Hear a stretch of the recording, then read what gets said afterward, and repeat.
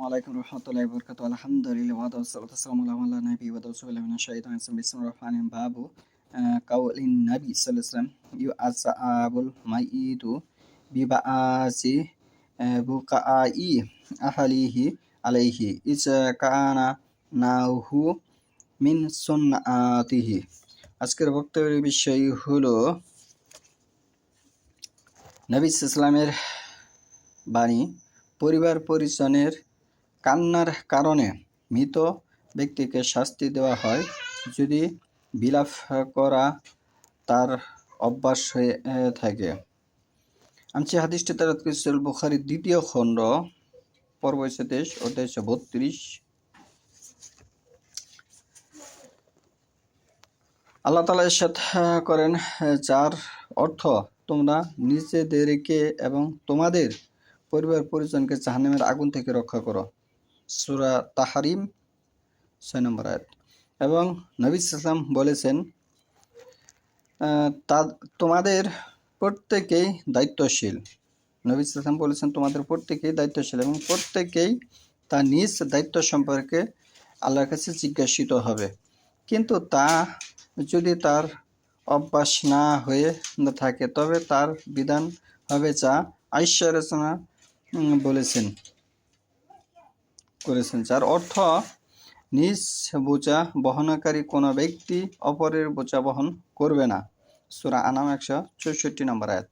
তাহলে নিজের বোঝা অপর কেউ বোঝা বহন করবে না। নিজের বোঝাটা হাসরের মাঠে অপর কেউ এই পাপের বোঝা বাইদার নিবে না।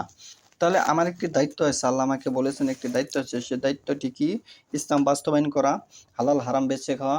মানুষ মোট সংক্ষিপ্ত কথা হয়েছে ইসলাম বাস্তবায়ন করে, এটির মধ্যে সমস্ত কথা পড়বে। এবং এই দায়িত্ব থেকে যদি আমি এড়িয়ে যাই, আমি যদি এটা আমি নিজের দায়িত্ব মনে না করি, তাহলে এই যে একটা বোঝা, এই বোঝাটা কিন্তু অন্য কেউ, আমার ভাই হোক, আমার বউ হোক, আমার সন্তান হোক, কেউ কিন্তু এটি বহন করবে না। এই কথাই সূরা আনামের 164 নম্বর আয়াতে আল্লাহ বলেছেন। আর হলো আল্লাহ তাআলার বাণী। কোনো গুনাহের বোঝা বহনকারী ব্যক্তি যদি কাউকে তা বহন করার আহ্বান জানায় তবে তা থেকে কিছুই বহন করা হবে না। সূরা ফাতিরের 18 নম্বর আয়াত।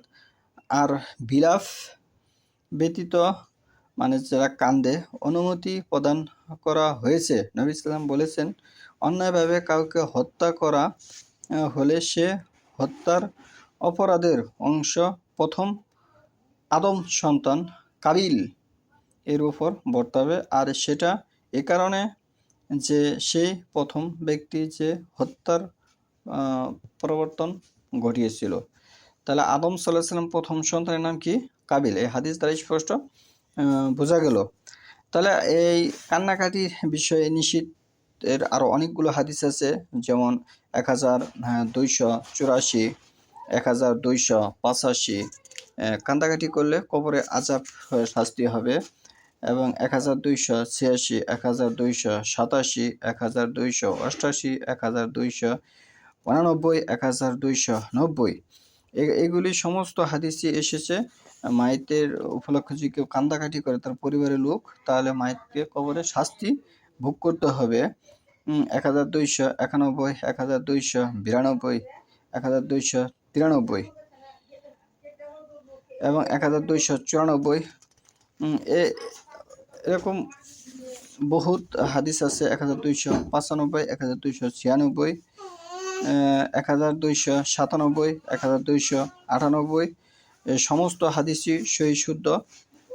পৃথিবীর বুকে এমন কোনো মায়ের বেটার জন্মই হয়নি যে সহিহ বুখারী হাদিস জাল সাব্যস্ত করব।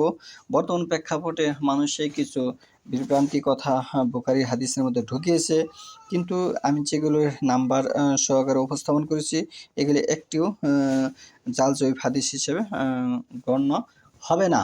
আমি চ্যালেঞ্জ করে বলতে পারি আসমানের নিচে কোরআনের পরে সর্বশ্রেষ্ঠ গ্রন্থ হচ্ছে সহিহুল বুখারী, ইন্টারন্যাশনাল বুখারী শরীফ। এখন বর্তমানে অনেক ব্যক্তি মাযহাব মানার কারণে তাদের মাযহাব দলীয়ভাবে তারা কোরআন, হাদিস, সুন্নাহকে তাদের পর্যায়ে নিয়ে নিচ্ছে। সেগুলো থেকে আল্লাহ আমাদেরকে হেফাজত করুন। সহিহ হাদিস বোঝার তৌফিক দান করুন। তৌফিক ইল্লা বিল্লাহ।